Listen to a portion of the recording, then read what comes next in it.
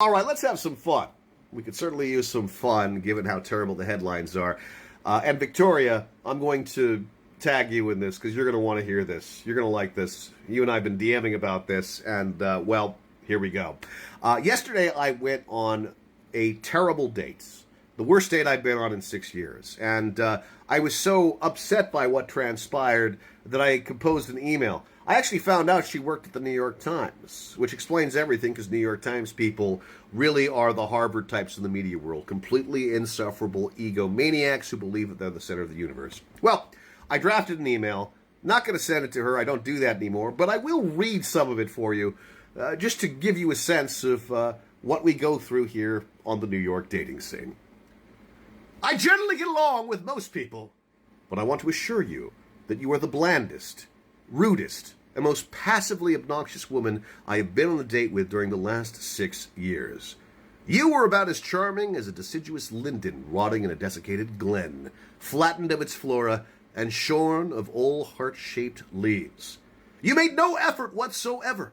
I suspect you're probably a sociopath. You sat in your chair like some wretched and self-loathing stiff who was prepared to hate me in advance, presumably because you are obeying in advance elsewhere, like the inoffensive and unremarkable corporate stiff you truly are. You were so insufferable that I had a fleeting desire to blow my brains out. Of course, I enjoy my life and I have a great desire to live, so that was never going to happen. Also, it would have been particularly inconsiderate to leave a bloody mess for the good people at Franklin Park to clean up. But you may want to ask yourself why suicide is the flex you seem to inspire. I'm certain that I'm not the only man you have gone on a date with who has felt this way.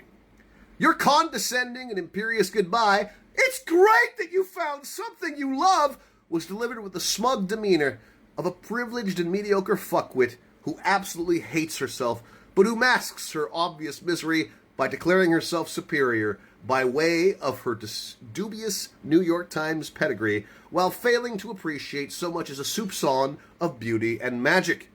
This was evident in the way you dismissed my work. Who the fuck do you think you are? I've won multiple awards. I put this thing together after clawing my way out of homelessness. You see, you vile and completely inconsiderate buffoon, some of us have especially personal reasons for holding on to a full-time job. That was a horrific time in my life that I never want to experience again. If you possessed empathy, you would understand that. You may have had the strength to kick cancer, but you couldn't come 1/20th as close to the way that I came back from oblivion. I made a difference for dozens upon dozens of talents over the years by either giving them their first break — a few of my actors landed television roles because of their performances in my audio drama — or by interviewing them at length when no other journalist would. And I'll leave it at that, because I don't want to reveal any additional personal details of her. But, yeah, I feel a little bit better, and we all went through this together, right? I'm sure that some of her friends will call me a misogynist, but I want to assure you I love women, and she was truly an arrogant asshat, the worst type of fucking person. Whether male or female, I will call you out. Or non-binary, for that matter.